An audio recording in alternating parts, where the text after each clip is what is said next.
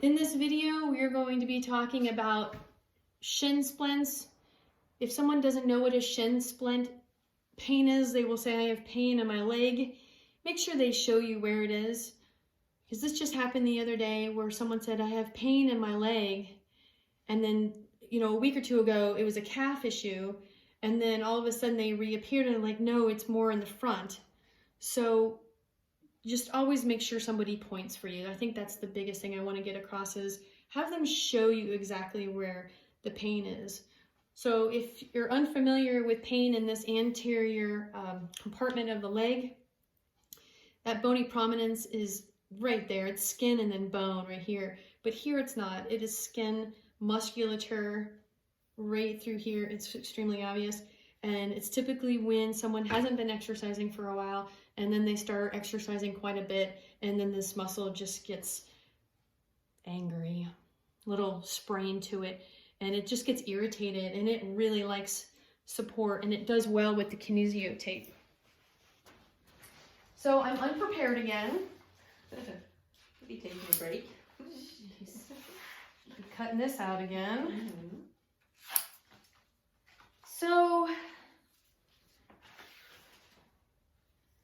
5, 4, 3, 2, 1.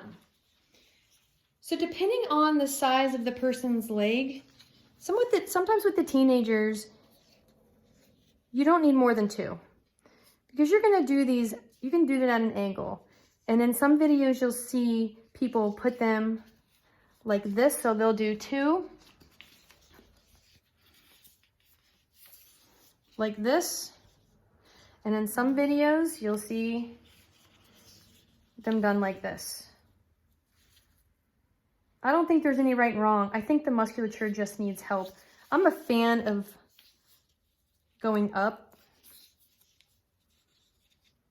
but I've seen both directions help people. So I'm not too concerned with it.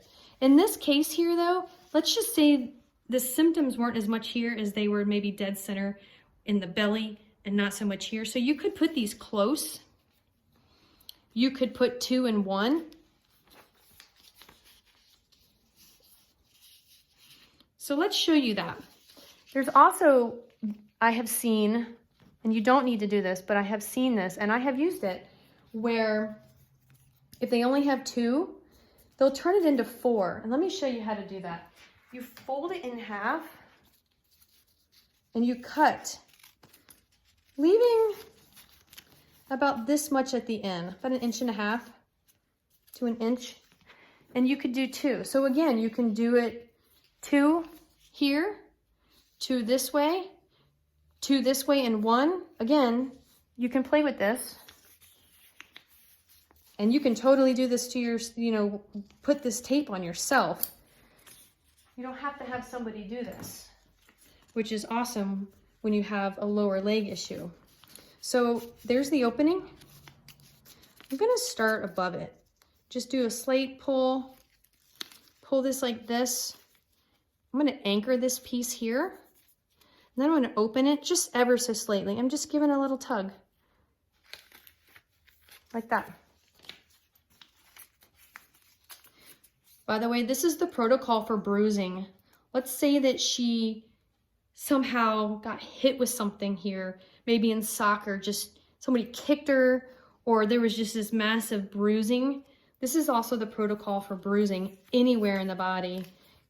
It's an edema, special fancy edema cut, where you can cut the tape not just once, but multiple times.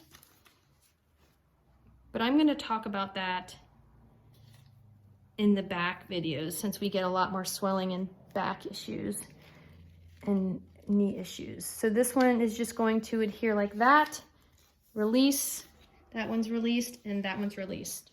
So you could just leave that for shin splints.